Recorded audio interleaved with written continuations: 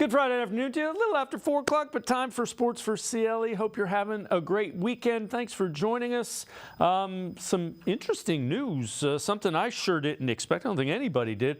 The Browns have hired Mike Vrabel as a personnel and coaching consultant for the upcoming season.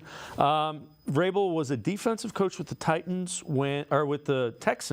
when Deshaun Watson was there, and Jim Schwartz was a consultant when Vrabel was the head coach of the Tennessee Titans. Let's welcome in Brad Ward from the Orange and Brown Report, as well as the All Eyez on Cleveland podcast. Brad, I've heard speculation, always the coaching way. I don't think it's that at all. I think the connection to Jim Schwartz and maybe even the connection a little bit to Deshaun Watson, Mike Vrabel keep his name top of mind. I was surprised he didn't get a head coaching gig. I think he's a really good head coach, and I don't even think the Browns are looking at him as the next head coach if anything goes wrong with Kevin Stefanski even a little bit. Yeah, I think you're right. I think that by staying on staff, he stays relevant and will remain atop a lot of teams' candidate list next coaching cycle. Certainly, it sounds like he's been working with the team all the way back since the Combine.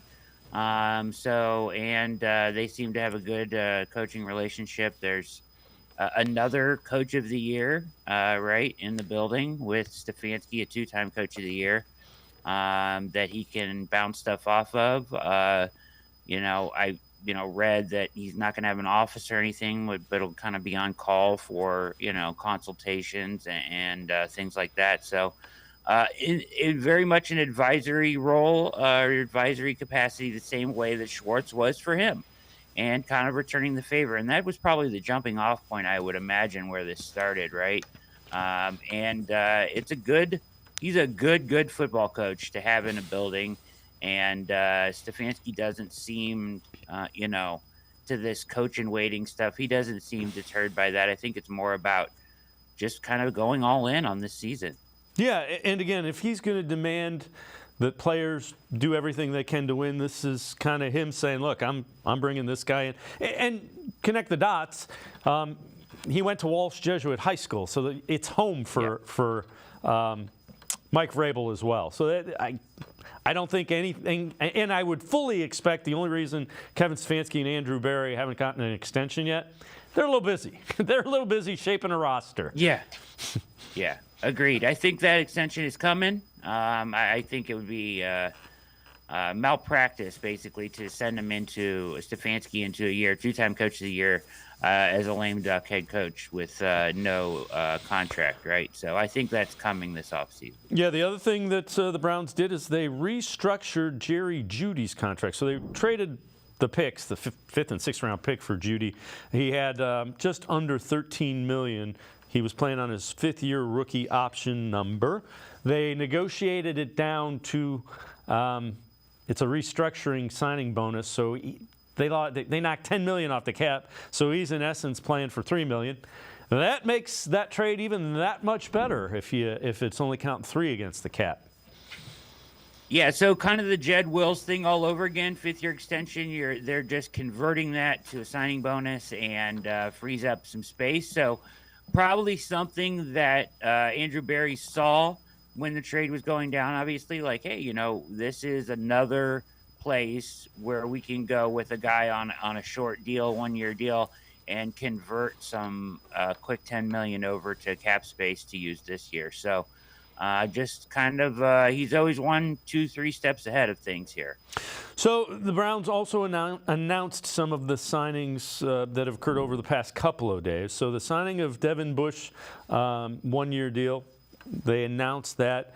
Tight end Giovanni Ricci, he can also play fullback. It's almost that, for lack of a better term, Harrison Bryant role after he signed with the Raiders. They re-signed Corey Bajorquez. That was a 2-year deal. And they also signed Maurice Hurst. Those are all, they're not splashy, but those are pretty effective 1- and 2-year deals. Yeah, the main one there, Hurst, getting Hurst back, I'm concerned about all those defensive linemen kind of, especially like with Harris and Za'Darius and stuff, had the propensity to, and I was worried about with Hurst too, to wait till longer in the process, Dave. And that kind of hamstrings what you're doing free agency wise. They were able to get all these deals done in the first couple days, so that really gives them some freedom to explore other options if they want to, make another splash. But certainly they've kind of knocked everything off the to-do list. Ricci is a special teams guy and can, like you said, can play that fullback role if they need him to.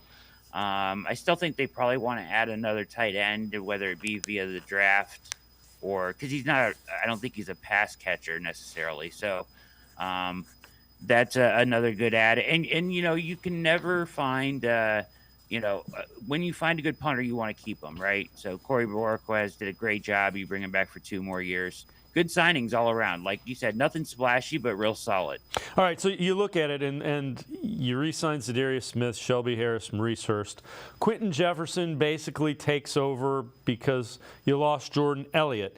What do you think of the way the line looks as you head into the draft? So priority 1 in free agency was get Zadarius Smith back for me because, even outside of Judy and everything else, this defense depends so much on what he can do and his ability to set the edge, move inside and outside, play a lot of snaps. On third downs, he kicks in. That allows Okoronkwo to play his role. It just gives Schwartz that flexibility, and he's like the perfect opposite guy for Garrett, right, for Miles, as we saw him win Defensive Player of the Year with him. So getting him back was huge. Like I said before, thought he would wait till later in the process. They got it done on day 1. So that's huge, right? That signing. And then on my checklist was, upgrade over Jordan Elliott, right? Played better last year, but a lot of that had to do with the 10 guys that were around him and his coach. He struggled the 3 years before that. I thought they could do better than that, and I think they did upgrade with Quentin Jefferson, another guy, Dave, who can also kick outside a little bit. So some flexibility added there, and I think they upgraded the room a little bit by adding Quentin Jefferson. All right, stay on the defensive side of the ball. You lose Sione Takitaki and Anthony Walker. They choose to sign elsewhere. They sign Jordan Hicks and Devin Bush. What do you think of that trade-off? So I hate to see Takitaki go, right? He was solid. He was always very good. You hate to see him walk. Now, they paid him a lot of money. The Patriots did a lot more than I expected. But Anthony Walker, I was ready to let walk, in kind of my opinion, just because of his availability, right? He was always a great player when he was on the field, but he was never really on the field for very long. So Jordan Hicks is a great signing. I think that he is as solid as it comes, 100-plus tackles, 5 years straight, downhill, good tackler, can cover as well. So a great add there to, one of the priorities in free agency, I think, was to add some athleticism around JOK. And so adding Hicks is huge. And what adding Hicks kind of, I think, allows you to take a flyer on a guy like Devin Bush, who is super athletic and super fast, hasn't played his best football since he was a rookie, tore his ACL that year. Was amazing as a rookie, though. But his speed alone can give Schwartz a lot of things to play with, right? He's small enough you can kind of line him up on a tight end in the nickel. You can blitz him off the edge. You can use him in coverage. You can use him in a wide variety of ways, and he's so fast and athletic that, Schwartz's whole defense is kind of based on the idea that we can just let you go, right? And we're going to fill in behind you and fix it. So a guy like Bush might fit in nicely here. So it's a good flyer on a real athletic linebacker that certainly adds speed to that room. Yeah, I mean, and again, I like Takitaki as well. I think Hicks and Bush give you an upgrade at the linebacker position and over Takitaki and Walker. And I don't think the Browns, the main guy in that is still going to be Jeremiah Owusu-Koramoah. Absolutely. Yeah, it's all about JOK. He's going to be on the field. They want him on the field almost every snap. So it's about who you put around him now. And the word is that Schwartz wanted, Devin Bush. So bring him in and let him see what he can do. He could be fun, though. He could be really fun in this defense, They could have, imagine, third downs having him and JOK on the field or whatever in the nickel. Or that's a lot of speed at linebacker right there. All right, before we go to break, let's head to the voicemail of Truth and Reason for the first time today. Hey, Dave, Mike in West Virginia. There is nothing that anybody could show me that would convince me that a one-year contract for $8.7 million for Jameis Winston is more valuable than re-signing Joe Flacco, especially when Joe Flacco wanted to be here. There's nothing that can convince me that that is the better move. I know why they made that move, and it's pretty sad that you had to take into consideration Deshaun Watson's feelings, because just as soon as he has a bad game, the crowd's going to be chanting, Flacco, Flacco. Joe Flacco showed you he had more ability to run the ball than what y'all thought he did, and he was extremely smart. Bad move by the Browns. I'm telling you, I'm dreading the next 2 or 3 years of Watson a quarterback. As always, appreciate all of the voicemails. Again, that's why you got to wait. And it said up to $8.7 million. It's more like a $4 million thing. And if he plays a bunch of snaps, it could be worth $8 million. Look, Joe Flacco was really good. I don't know that he can replicate what he did last year. If I was going to bet on it, I'd bet against it. Jameis Winston's 10 years younger. He's more athletic. He's more mobile. I get why people are upset, but I also understand if I'm sitting there making that decision, I might just go with Jameis Winston. I don't – it's that close for me. He's a top 5 backup in the league, Dave. He is. He just is. He's probably a top 35 quarterback in the league. They don't.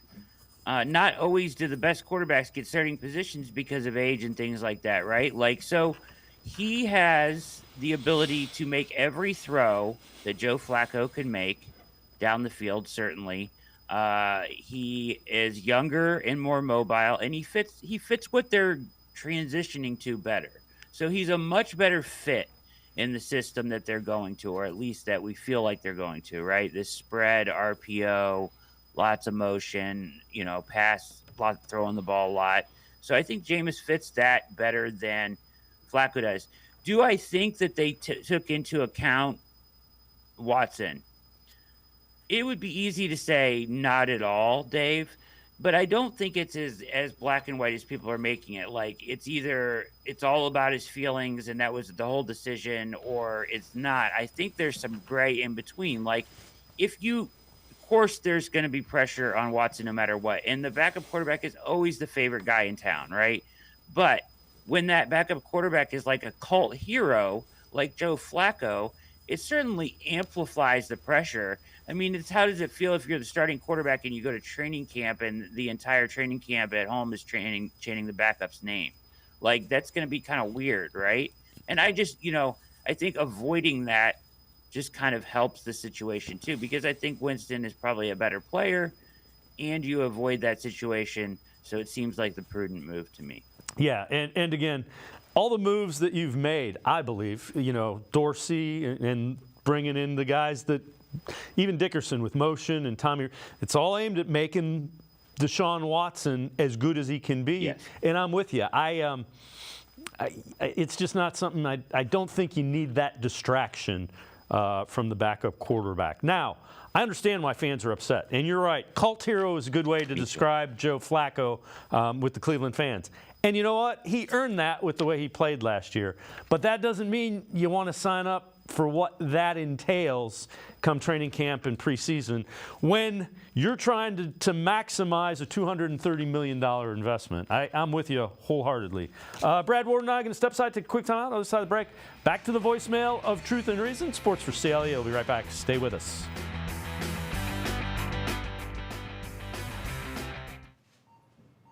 Go ahead and pop a clamp on that.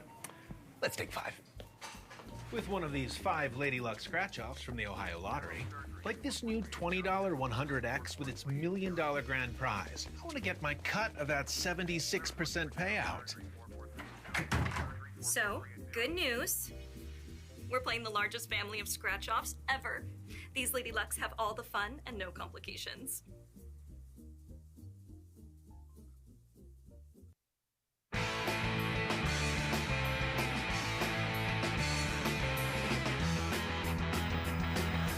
We continue talking Browns with Brad Ward from the Orange and Brown Report, the All Eyes on Cleveland podcast. Let's head back to the voicemail of Truth and Reason. Hey, Dave, Frank from Cleveland. Been a minute, brother. A couple things for you. With the wide receivers, great pickup with Jerry Jeudy. But how can we get a real judgment on these guys when we're going through 2, 3, 4 quarterbacks every year? He ain't got no continuity there. And then number two, that Jameis Winston signing has got me scratching my head, brother. I mean, just don't want to bring Joe Flacco back because it might upset Deshaun. What's next for Deshaun? A Pampers commercial? Let me know what you think, Dave. I love you, brother. Be good. Be safe. Bye. As always, appreciate all of the voicemails. Brad, as you might guess, the whole Joe Flacco, Jameis Winston discussion will go on. And I've said it, I get why fans would be upset. I think the age and can he replicate what he did in those games last year? If he can, you sign up for that. Do you bet on it if you're a guy making decisions and your job counts on it? I'm not so sure. It's a valid point about the receivers, though. And maybe we've kind of glossed over that because you went through 4 different quarterbacks last year. Yeah, I guess, the whole thing with the receivers for me was you need a number 2. And I think that Jerry Jeudy does that, right? Like, watching him since they've made the trade, boy, is he fun to watch. He is so explosive from 0 to 10 yards. He is as explosive as a guy on the field. So he will run past you. He will get open with his routes. So I certainly think he brings a dimension to this wide receiver core that wasn't there. And you have Cedric Tillman there, who you're hoping takes a leap. And if he does, great. But if he doesn't, now at least you have 3 guys you can depend on. I think you're going to see Jerry Jeudy a lot out of the slot. The one area he does struggle a little, Dave, is like press man.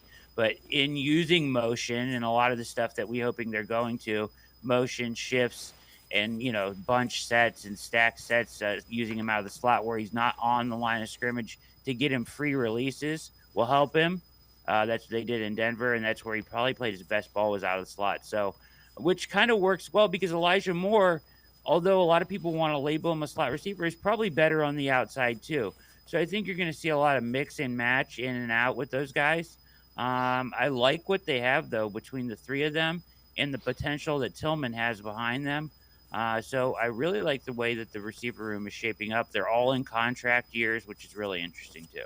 Yeah, and again, both Moore and Jeudy have underperformed. I think we would agree on that. We would admit that.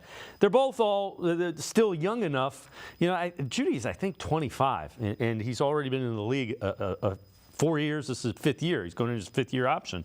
So there's plenty of time for them to get it together and get it right. Yeah, and the production that he's put up as a pro, even though he's underperformed because people had him. I mean, look at the guys he was drafted over, some of the best wide receivers in the league in that draft, including Justin Jefferson. So, like, if he went out and had 900-plus yards 2 years ago, right, and 6 touchdowns. Like, that's what you're looking for in your number 2, right? So we're not asking him to come here and be all-world. We're asking him to come here and be, Robin to Amari Cooper's Batman. And certainly the relationship with him and Cooper is an intriguing aspect of this as well. A guy that he said he's modeled his game after, both from Alabama, both from South Florida. I think that if there's anybody to learn from, Amari Cooper's got to be one of the best. So certainly that will help his game as well. I love this move, especially with now that they've converted his contract as well. So, but Jeudy, I think, will fit, and he's different than anything they already had, Dave, which is a good thing to add. Yeah, and that's one of the things that at first glance you don't realize. You kind of look at him and say, isn't he similar to Elijah Moore? He really isn't. What about the addition to Hines? Hines was a guy, probably because he was injured, it just wasn't on my radar. And when they signed him, I'm like, huh. Yeah. I was surprised, too, a little bit because I thought you'd be looking at more of like a backup for Chubb, right? So I don't think that they're necessarily done at running back. So I don't think they can be, right? Unless they just are so high in the building, Dave, on Jerome Ford that they think that he can be their one until Chubb is back, right? Which maybe they feel that way. But I would think they would add a veteran running back at some point. Now, you can get a veteran running back to fill that role, a runner between the tackles at any point, right? Closer to training camp or whenever. There's always guys available in that regard. But with Hines, the nice thing is he can play a role with when Chubb is out, and when Chubb returns, he can still play that same role. So he's a pass catcher out of the backfield. They're going to this new offense where you want to try to find easy yards, right? They shouldn't always be so difficult. And with speed, that's where you get that. And Hines brings the speed element where you get him the ball out of the backfield. He can get some easy yardage for you. And he's a kick returner, so that also gives him another role. So either way, with this signing, you're bringing a guy in that can help fill the void when Chubb isn't there, but a guy that won't just have to fall to the background when he returns, a guy that will maintain his role as a kick returner and a third down back when you need him. All right, let's head back to the voicemail of Truth and Reason. Hey guys, this is Bob from Short Coffee. Really liking a lot of the moves the Browns are making so far this year. And the subject of Jameis Winston, I like the move. I mean, you look at the stats, it looks like he was probably one of the top backup quarterbacks that was available. And with his gunslinger style, do you think maybe, knowing that Watson likes to throw it down the field too, are they going to open up the offense a little bit more and try to get more vertical, do you think? I'd like to hear your opinion. Go Browns. Woo-hoo. As always, appreciate all the voicemails. Absolutely, I think they are. I think they're going to try to be a little bit more mobile. I think they're going to play more three wide receivers. Yes. RPOs. I think, and again, everything, I'll preface it by saying this. Everything the Browns do is trying to maximize Deshaun Watson because it's that important this year. It's that important this year. But I think Winston is a really good fit. He is. I do think he fits it. And one thing about the offense, to his point, I'll say this. Like, last year we saw, like, the breadcrumbs. They would mention stuff, and we were kind of following this path that, the offense is going to change. It didn't for a number of reasons, right? And it ended up kind of going back more to what we were used to seeing. And there's a number of factors there. But looking forward, one thing you can't say, Dave, about what they've done this offseason, they have not taken any half measures in changing what they're doing on the offense. I mean, they have cleaned house on the offensive staff. They've got 2 college coaches they brought in. Everybody else that they brought in is about pushing the ball down the field and implementing a different style. So they are not doing it halfway this time. They've certainly gone all in on creating a new offense. So I give them credit for that, for sure. They have proverbially burned Rome. They're not going back to that old style. They made sure of that. So that's and that might have been one of the discussions about Joe Flacco, to be honest with you. Joe Flacco is that old style, and they changed the coaching staff, and they've changed some of the personnel. All right, when you look at what they've done, and you alluded to it, do you think they still add a piece or two on offense, and any ideas as to who those pieces might be?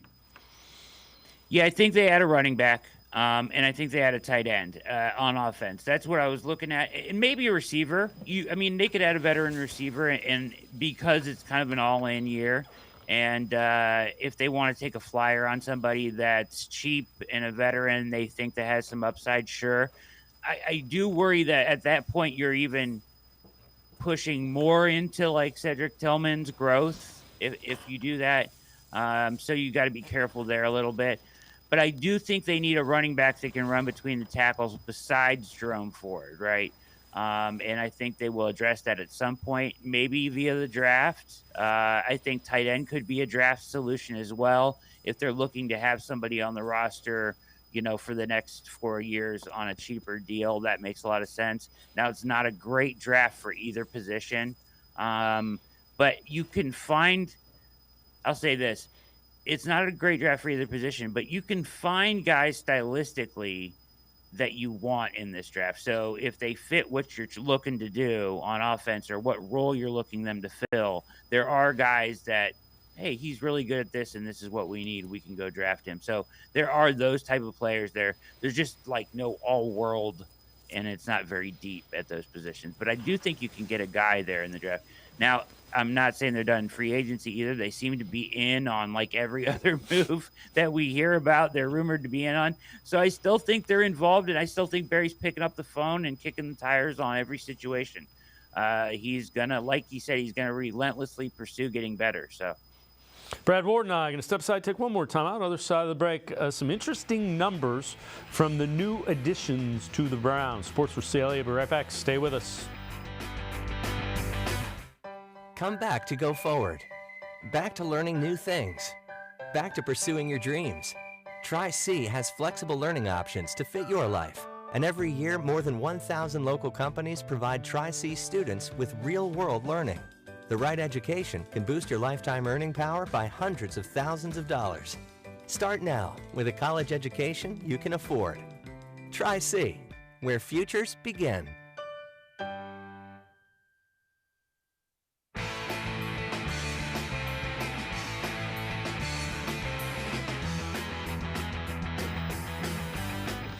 We continue talking Browns with Brad Ward from the Orange and Brown Report, as well as the All Eyes on Cleveland podcast. Brad, we talked a little bit about Jordan Hicks, and he's an upgrade at the quarterback position. So if we look at these numbers, it's kind of interesting. 2023 stats. 22 run stops, 5 pass breakups, an interception, a forced fumble, a defensive touchdown. He makes plays. If you're doing that against the run and the pass, you're on the field usually for 3 downs. He's a guy that's had a lot of success in the league, and he played for Jim Schwartz. Yeah, that you said the last thing is the key there, too. He played for Schwartz, right? And like Rodney McLeod last year, you kind of are getting your coach on the field, right? Type of guy with him, a guy that understands the scheme already coming in. And a guy that really, like you said, he does make plays. Like, how many we've seen Anthony Walker drop a lot of interceptions over the years. Jordan Hicks, I think, has better hands. He'll make plays on that. He's good in coverage, like we said. Sideline to sideline, he's more athletic, I think, and his availability. That's the key is, though, can he stay healthy? Can he be available to you? He's done that. He's a solid addition to this linebacker core. Like you said, he's an upgrade. For sure. All right. Jack Duffin from the Orange and Brown Report tweets this out. These are missed tackle rates. Bush has one of 5.7. That's 7th. Fields, 19th at 7.7. Hicks, 31st at 8.9. Taki, 11.4. That's 55th. Walker, 12.2. That's 58. JOK, 12.7. Now, a lot of that was earlier in the year. I know I'm saying that as almost an excuse, but he played really well late in the year and had the most tackles for loss. I think it was 4th most in the league even.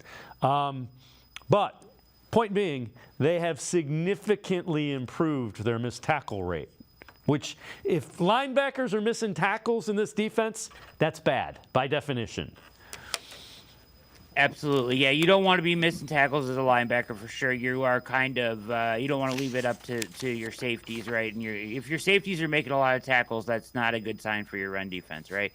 So I do think that those numbers are interesting. I always find the tackle percentage kind of a little bit of a skewed number. Like you look at JOK, right? Like the guy flies all over the field, Dave. Yep. And like, because you get past 6 people and maneuver yourself around a blocker and then get to the ball carrier and you don't bring him down, you get a missed tackle for it, whereas like half the league wouldn't even be able to get there. So it's kind of skewed that way a little bit. But take it for what it's worth. I do think they've upgraded the room like we talked about. Devin Bush, a little bit of a flyer, right? But like we said, I think that the way with what they have in Hicks and JOK, and they'll probably add another guy at some point, I think.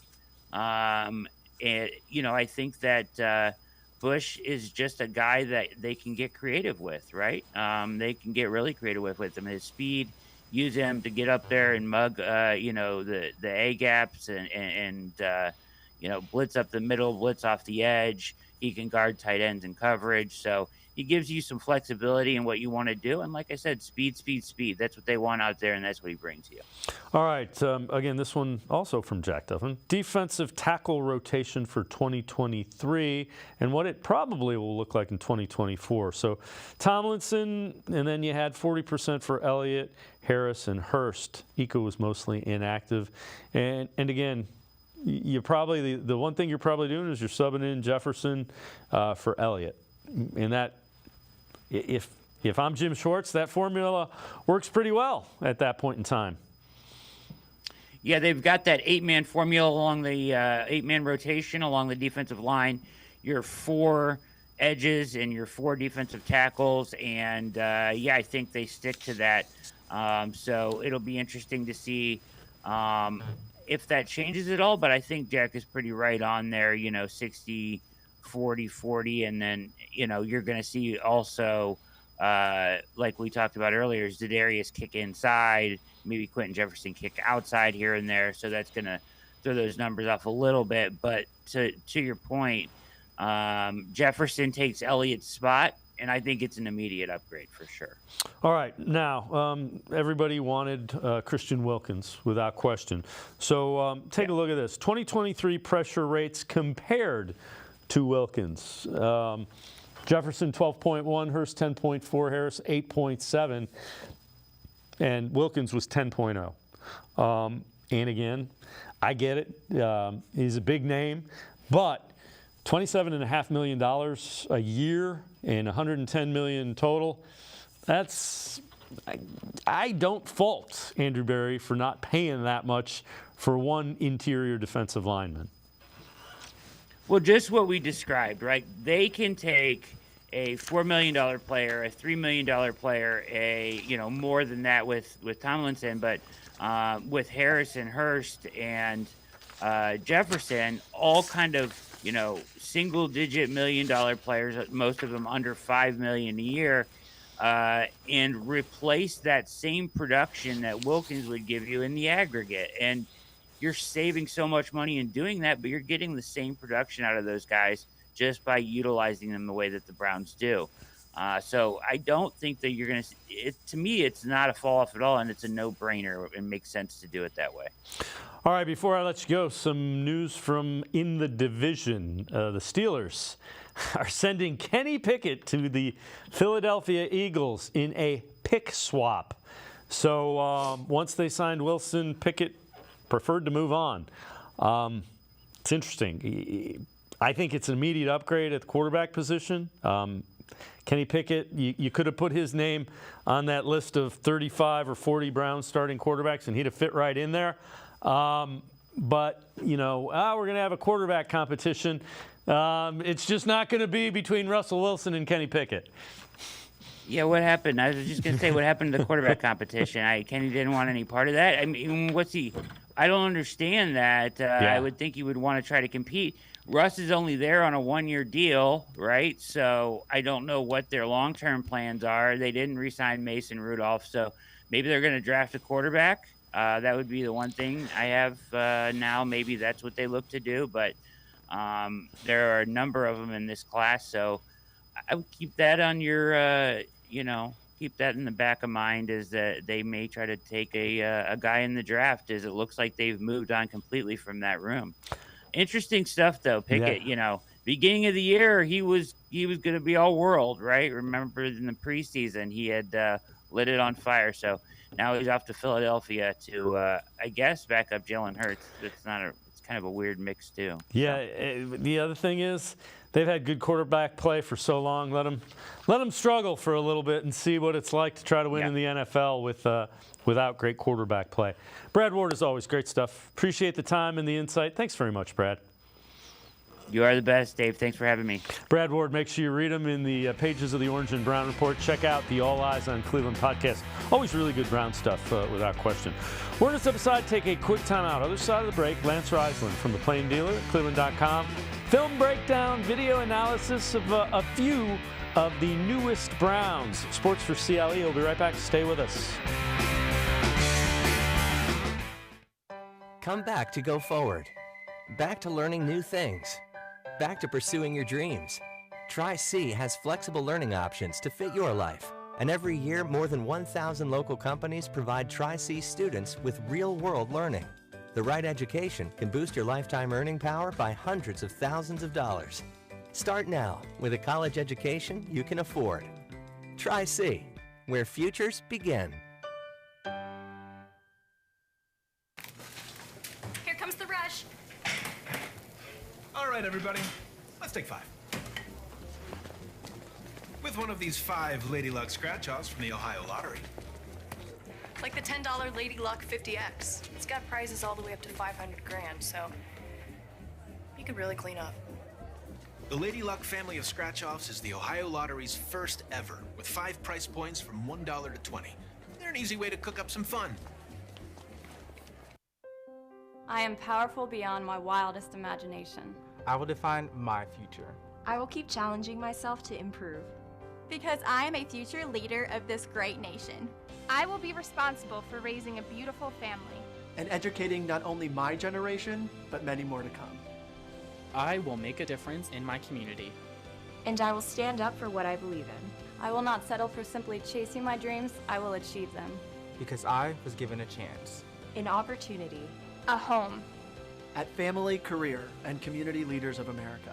The ultimate leadership experience. FCCLA has been one of the greatest experiences of my life.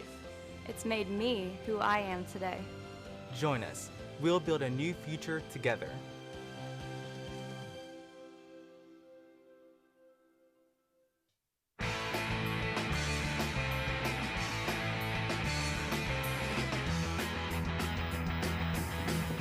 We continue talking Browns on Sports4CLE. Time to take a look at some video and do some analysis and film breakdown. Whenever we do that, we welcome in Lance Reisland from the Plain Dealer, cleveland.com. Lance, we're going to do Jameis Winston, Jordan Hicks, Nyheim Hines. Let's start with Jameis Winston. We'll start out by saying this was the former #1 overall pick in the entire draft by the Tampa Bay Buccaneers when he came out of Florida State. 6'4", 231 pounds. Big guy, strong arm. You've done a lot of looking at his video. Take us through a thumbnail, and then we'll get into 5-6 clips of him. Well, like you said, he's a big, sturdy guy, really good in the pocket. His issues, there's 2 issues he had. He's had some off-the-field stuff that you would think at 30 years old he's taken care of. And then he's had a problem with turnovers. He's had he's had 99 interceptions. He's also thrown for 22,000 yards and 141 touchdowns, so he has the talent. You're going to see he does some incredible things with his arm talent. He's really, really intellectual. He understands where he's going with the football. He's got to protect the football more, and his greatest strength might be his greatest weakness with that arm talent because it looks like he feels he can squeeze anything in, and he's always trying to keep the play alive. So a lot of talent. Just got to protect the football a little bit.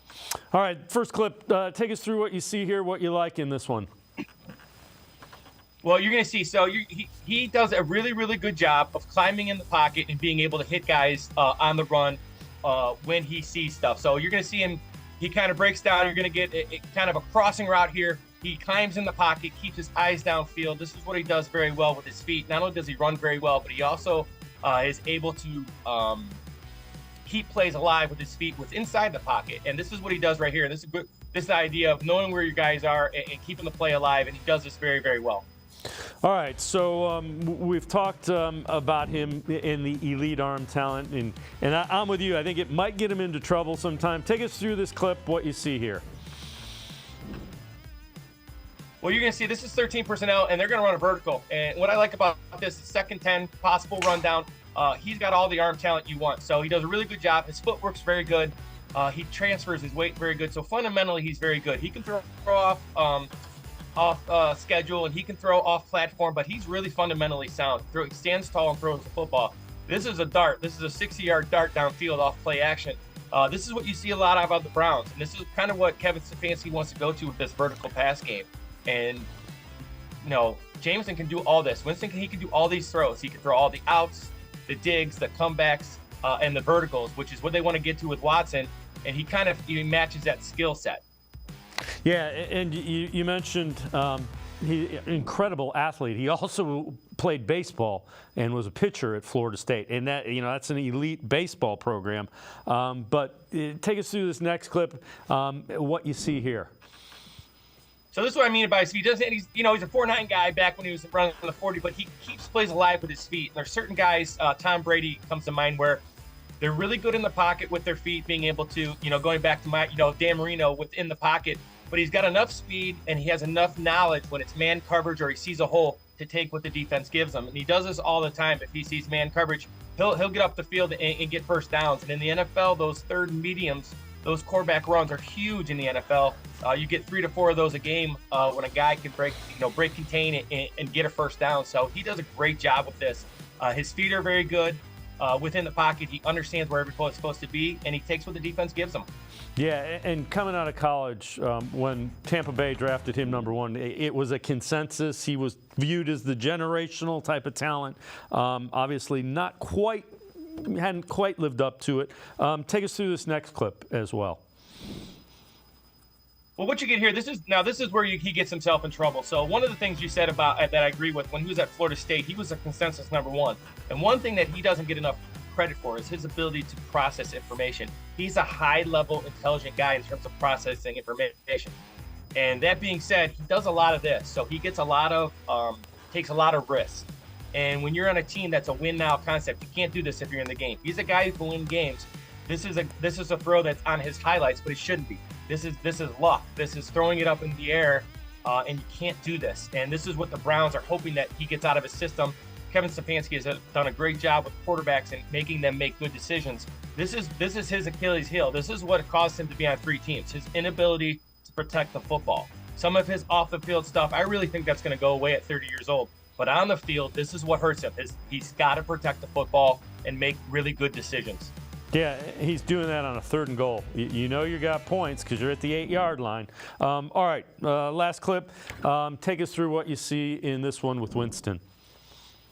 So this is what you get. This ends the game. He just makes poor decisions when he's pressured, and at times he'll stand in the pocket and he'll make great throws like we saw in the first clip, and then he'll come down and he'll do some of these things where he's just going to kind of deliver the ball, and you're not sure why he's doing it. So for me, this is just attention to detail, and you get a number of things here where he's just kind of throwing it up, and right there you just get a corner in cover 2 who's just bailing, and this is just a screen where the screen's not there, and you constantly see NFL quarterbacks just throwing in the ground, and that's what he's got to do. He's got to live to fight another day. So he does this on screens a bunch, and then you're just going to see he gets a little bit of pressure here, stands up, and just fundamentally becomes unsound and throws it right to the linebacker.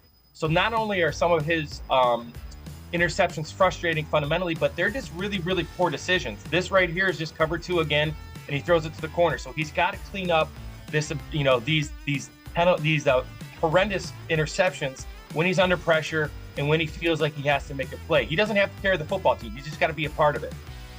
And again, a look at that interception. All right, so let's move on to the running back that the Browns have agreed to terms with, Nyheim Hines. And he is coming off an ACL, LCL injury last year from a jet ski accident. 5'8", 198 pounds. Take us through this first clip and what you see with him here. No, he's a really good zone runner. He fits in what they do running well. But what he does really well is he catches the football in the backfield, and you're going to see a couple of hits. So I think he brings 2 things to the Browns. One is he can run the ball, he can run the zone. But what he really does well is he returns kicks, he returns punts, and he can catch the ball in the backfield. And this is just a zone run. He cuts it back. Browns run the same run. Most of the NFL teams do. He's a very hard runner. He's very good in pass protection.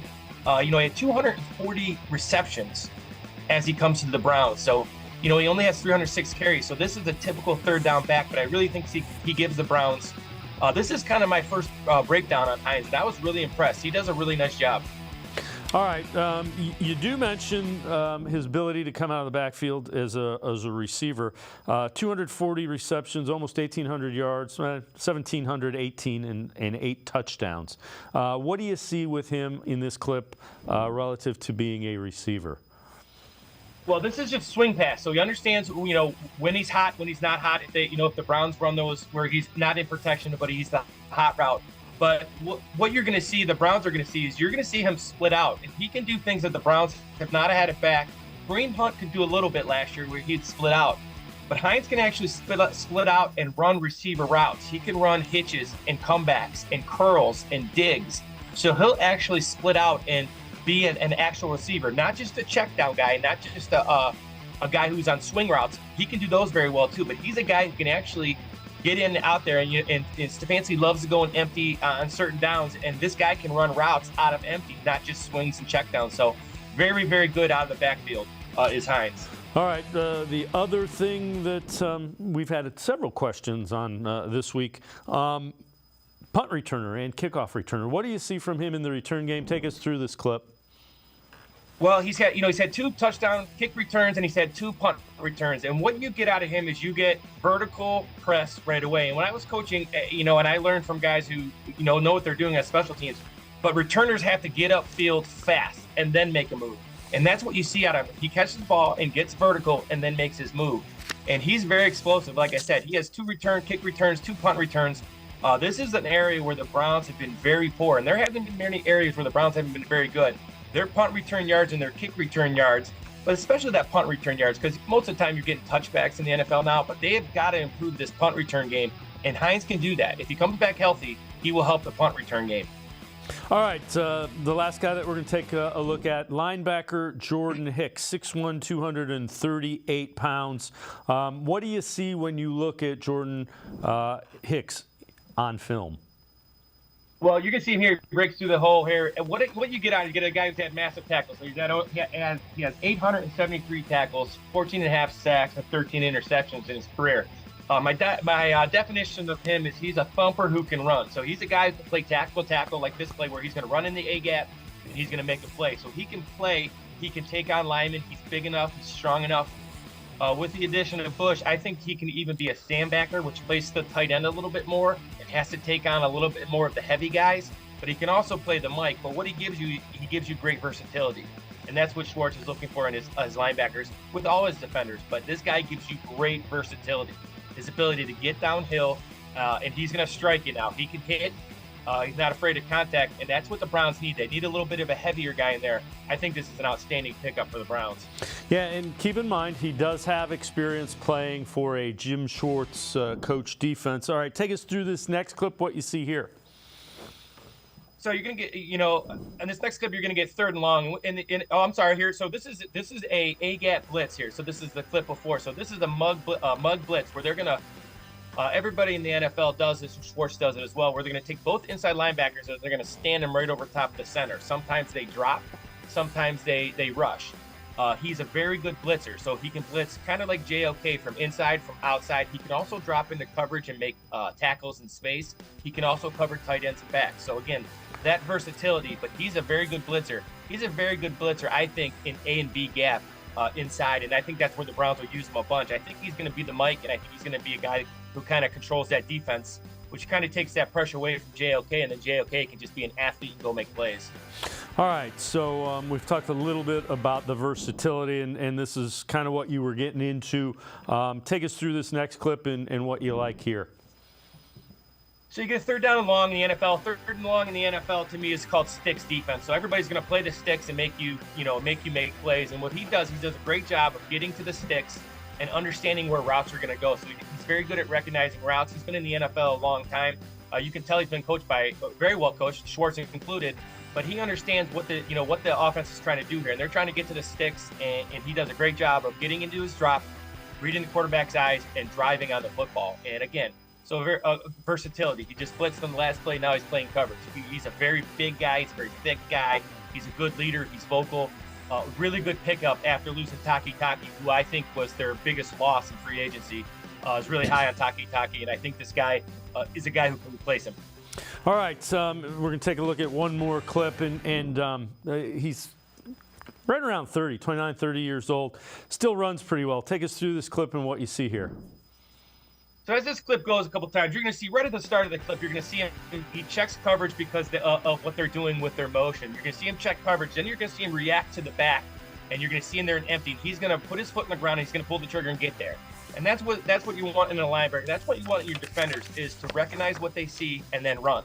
And again, this is a very Jim Schwartz type play where he's going to recognize what he sees. He's going to get into his drop. He's got back in man, and he's going to run. And he runs, and when he arrives angry, and he's a very good tackler. So, again, fits the Schwartz scheme, has played for Schwartz in the past. This is a really, really good pickup. All their pickups have been really, really good. Lance Reisland and I are going to step aside, take a quick time out. Other side of the break, we will head back to the voicemail of Truth and Reason.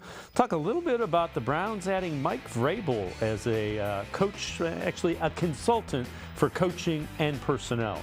Sports4CLE, be right back. Stay with us. The Ohio Lottery Partners in Education program is dedicated to recognizing exceptional students, teachers, and schools throughout Ohio. Scan the QR code on screen to nominate students and teachers as Academic All-Stars and Teachers of the Month. They must be currently enrolled or teach in grades K through 12. Is your K through 12 school developing students' literacy skills to achieve success in reading? If so, you can nominate your school for the School of the Year. Students can win $100, teachers can win $500, and schools can win $2,500. Scan the QR code, fill out the forms, and nominate deserving students, teachers, and schools today. The Ohio Lottery Partners in Education program takes pride in honoring exceptional students, teachers, and schools across Ohio. Submit your nomination today. It's fun, fast, and free.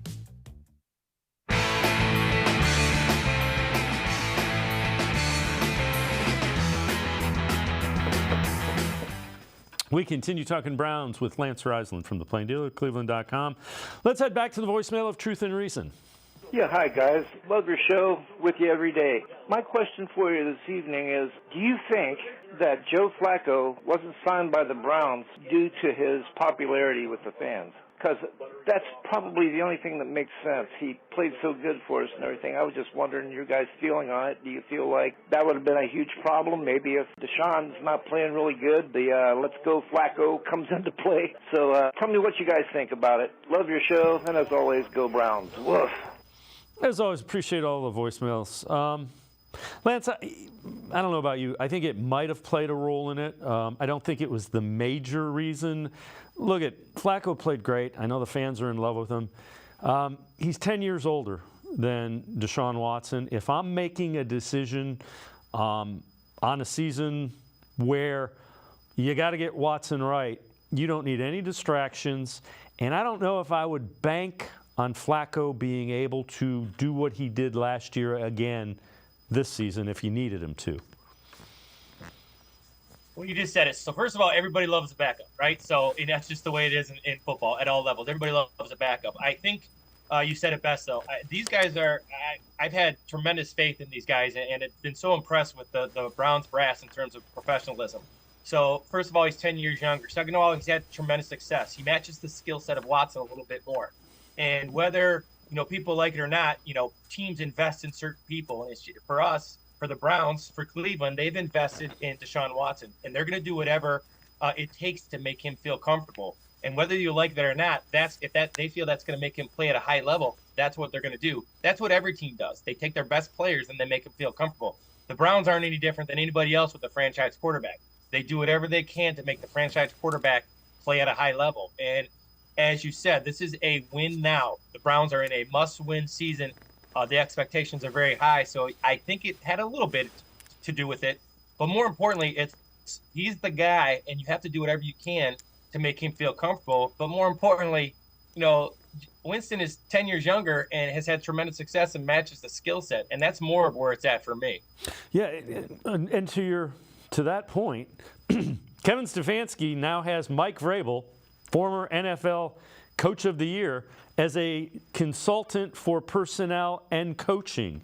So Stefanski isn't doing anything different to the players than he is to himself by bringing guys in. And keep in mind, Vrabel was the head coach when Jim Schwartz was a consultant, and he was also a defensive coordinator with the Texans when Deshaun Watson was playing real well.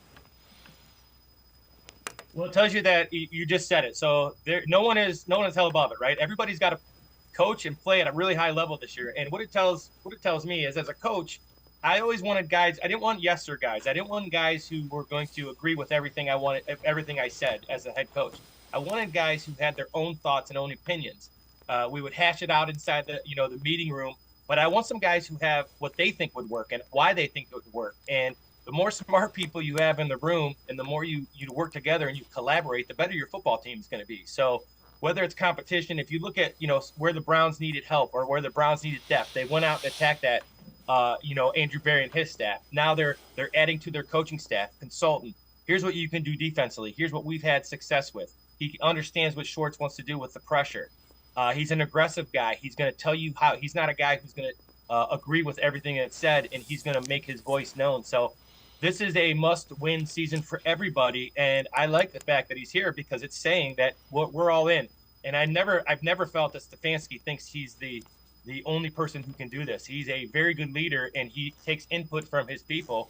I've watched it at practice. All those guys, all those coaches, they have input to their position and what they're doing, and that's why they've had some success in what they're doing.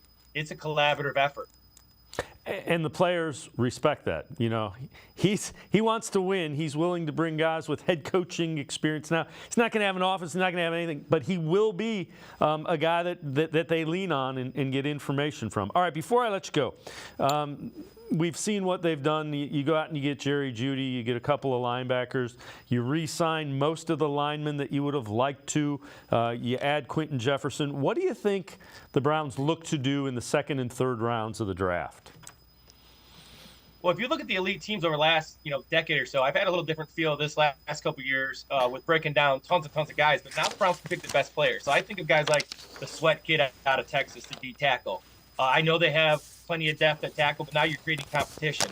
If you're taking the best guy, I have not watched a better film as a D tackle. The guy's 360, he can really move. Then you have the Nubin kid, the free safety, who can play both on the line of scrimmage and in the one high hat that Schwartz likes to play. So he can play both.